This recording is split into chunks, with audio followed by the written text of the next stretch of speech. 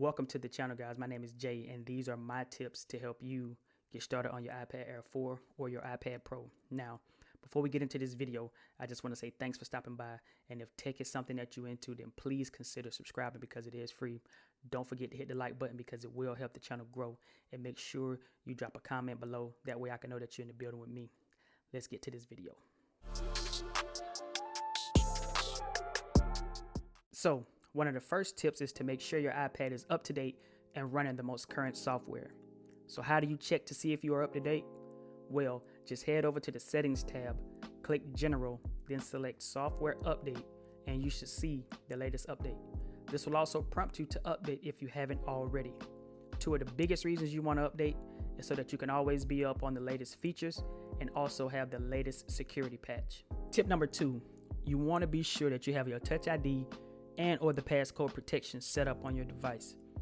And just a quick side note, you can also go into the settings and set up your Touch ID for using Apple Pay and things like that, as well as setting up multiple fingerprints to gain additional access to your device.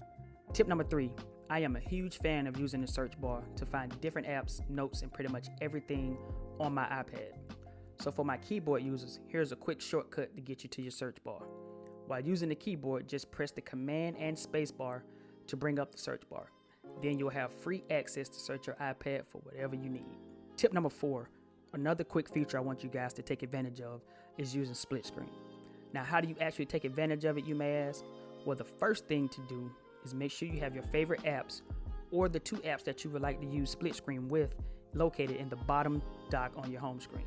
Next, open up one of the apps, and once it's open, bring back up your dock and click the second app and drag it to the screen. Now you can take full advantage of using split screen. This last tip is something that I'm sure a lot of people have had an issue with and or didn't know how to fix it. This tip is for people like me who use an alternative brand of Apple Pencil.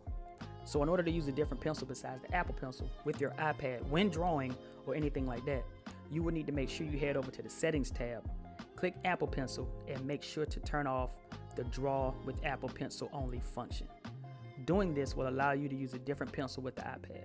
So those are my quick and easy tips to help you get going with your iPad.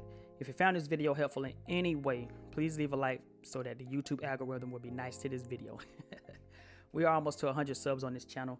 Let's get there before the end of this year. And I'll see you guys in the next video. Peace out.